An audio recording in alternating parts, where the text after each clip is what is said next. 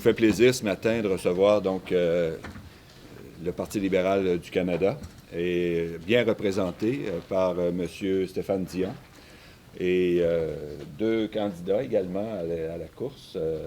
On peut parler de course puisqu'il s'agit d'une longue course. Une récolte. Alors, Jean-Claude Poisson, que vous connaissez bien, producteur laitier et agricole en Montérégie, et Carl Trudel, qui se présente dans la région Outaouais, Mirabel, c'est ça, Basse-Laurentide. Alors, voilà. Alors, on est donc deux régions très agricoles également. Comme hier, donc, on a eu une petite discussion préalablement à cette rencontre-ci pour placer quelques dossiers sur lesquels il est important que les candidats se prononcent et les partis se prononcent durant cette élection. Mais auparavant, on va naturellement accorder à M. Dion la possibilité de nous parler, de nous dire quelques mots. Il n'y a pas de temps déterminé. Là, on vous donne le temps qui sera nécessaire, M. Dion. Merci beaucoup. Et après ça, il y aura un échange avec le Conseil général. Voilà. Merci beaucoup, M. le Président. Mesdames et Messieurs, je suis ici en effet avec M. Poisson qui se présente dans la Prairie et M. Trudel qui se présente dans Mirabel, qui compléteront plus en détail ce que j'ai à dire, M. Poisson étant un grand expert du domaine. Je devrais dire qu'on a eu plusieurs consultations ensemble. J'ai rencontré plusieurs personnes, en plus de vous, M. le Président, et à chaque fois, on a bien pris note des espoirs que vous avez, des demandes qui sont les vôtres, des défis que vous devez relever avec l'aide du gouvernement fédéral, une aide qui s'est étiolée sous les conservateurs, mais je ne suis pas tellement ici pour critiquer le gouvernement actuel, je suis ici pour vous écouter, pour vous dire que c'est un peu frustrant parce qu'on n'a pas rendu encore public notre programme. J'avais le même problème dans le domaine de la culture, où on me pressait de toutes parts de sortir notre programme. Eh bien, M. Trudeau l'a annoncé hier et tout le monde est très heureux. Alors, je ne peux pas vous annoncer qu'est-ce qu'il y aura dans le programme, mais je peux vous dire ce que nous avons entendu dans nos consultations avec vous. Je commence tout de suite par la gestion de l'offre, qui, vous nous dites, c'est essentiel. Et c'est essentiel aussi que nous contrôlions mieux les frontières, cet effet, qu'il y ait un véritable contrôle des importations et une application des règles qui, vous nous dites, ont été assez laxistes ces dernières années sous les conservateurs. Alors ça, c'est quelque chose qu'on a entendu. Je vais déjà vous citer ce que M. Trudeau a écrit à M. Couillard dans une lettre au premier ministre du Québec en ce qui a trait aux négociations qui pourraient mener à un accord multilatéral de libre-échange avec les pays du Pacifique. Je me suis déjà engagé, au nom de mon parti, à protéger la gestion de l'offre dans le cadre de cette entente. Je comprends l'importance de ce secteur pour l'agroalimentaire au Québec. En effet, mesdames et messieurs, vous savez que ce secteur représente 43 % des recettes agricoles du Québec. Alors, on en est tout à fait conscient.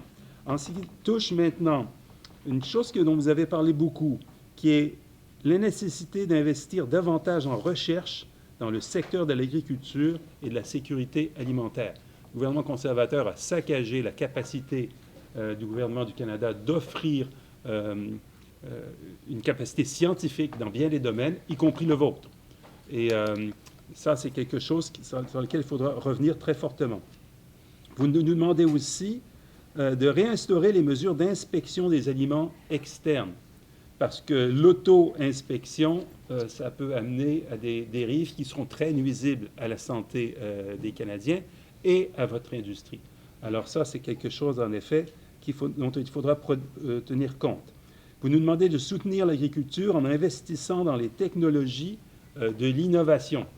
Eh bien, on s'est déjà engagé, dans le cadre de notre stratégie pour l'environnement, à investir 200 millions de dollars par année de plus pour les stratégies sectorielles, la forêt, les pêches et l'agriculture, pour vous aider à avoir les technologies les plus avancées pour permettre de produire sans polluer autant que possible. Ensuite, et on en a parlé avec M. le Président tout à l'heure, il faut réinvestir dans Cultivons l'avenir, les deux programmes d'agri-stabilité et d'agri-investissement qui ont été passablement affaiblis. M. Poisson, M. Trudel pourront en parler plus, mais passablement affaiblis. Vous avez des suggestions pour les renforcer et on les a écoutés de très près.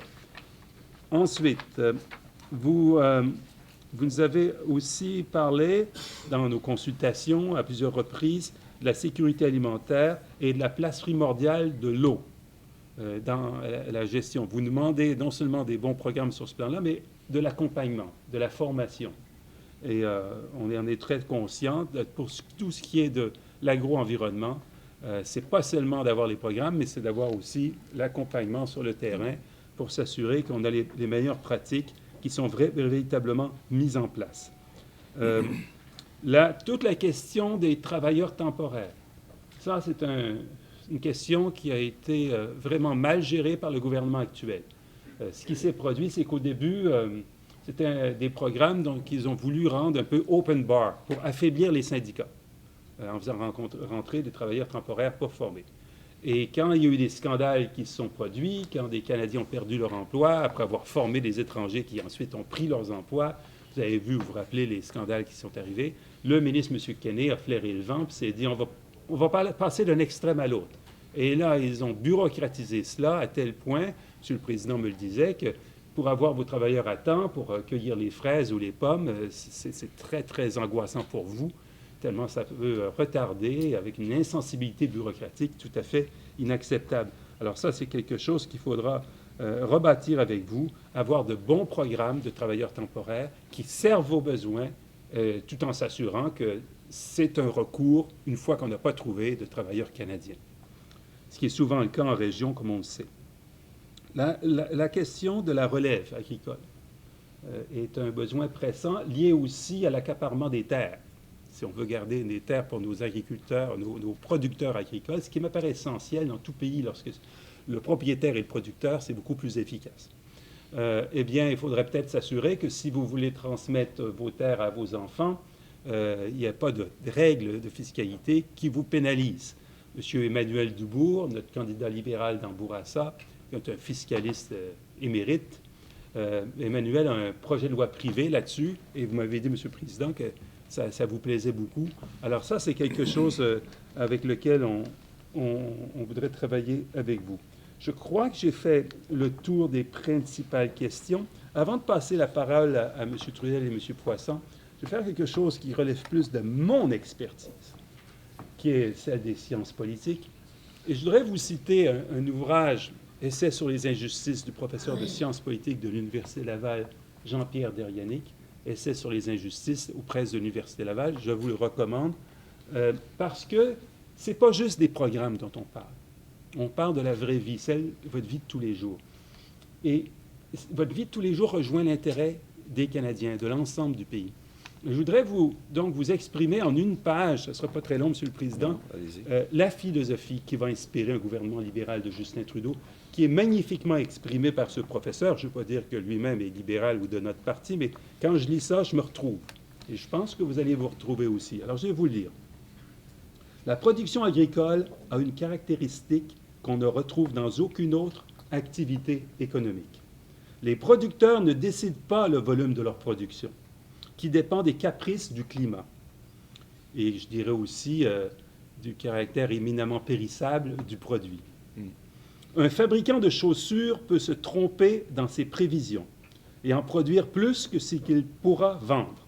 Mais il n'arrive jamais que son usine en fabrique 40% de plus ou de moins que ce qu'il a décidé. C'est exactement ce qui arrive tout le temps aux agriculteurs, pour qui un marché complètement libre est une source permanente d'insécurité par l'alternance de mauvaises récoltes et de récoltes trop abondantes qui font s'effondrer les prix. Pour assurer la sécurité alimentaire de leur population et éviter que les routes soient barrées trop souvent par les tracteurs des paysans révoltés, j'ai entendu parler d'une certaine manifestation demain à Montréal, beaucoup de pays réglementent les prix de plusieurs produits agricoles, soit directement, soit indirectement, par des systèmes de subventions et de quotas, ce qui crée des excédents plus souvent que des pénuries. C'est le cas dans l'Union européenne, au Canada, aux États-Unis, en Suisse et au Japon, entre autres. Il est vrai que la production agricole a été ravagée en URSS par une planification étatique rigide et brutale, mais dans le monde d'aujourd'hui, l'agriculture est réglementée d'une façon ou d'une autre dans tous les pays où elle est efficace. et elle obéit aux lois du marché sans réglementation étatique, là où les paysans sont misérables et où la population a du mal à se nourrir. Cela devrait suggérer une sage méfiance envers les deux positions simplistes opposées, tout par l'État ou tout par le marché. Et j'ai ici une conclusion qui va aussi réveiller un autre enjeu sur lequel il faut se pencher. Comme l'agriculture, les taxis sont soumis aux lois du marché sans aucune réglementation, seulement dans les pays où ils sont inefficaces. Alors, c'est ça qui va nous inspirer. On croit que le gouvernement fédéral a un rôle à jouer. Et les appels au libre marché aveugle, ce n'est pas libéral. Ça ne sera pas ce qu'on veut faire. On veut travailler avec vous pour que vous soyez des producteurs libres, appuyés, efficaces pour le pays. Et on vous remercie pour les consultations intenses que nous avons eues avec vous ces dernières semaines et ces derniers mois, ces dernières années. Ça va nous préparer à être un bon gouvernement pour nos agriculteurs et pour les Canadiens. Merci. Merci, monsieur.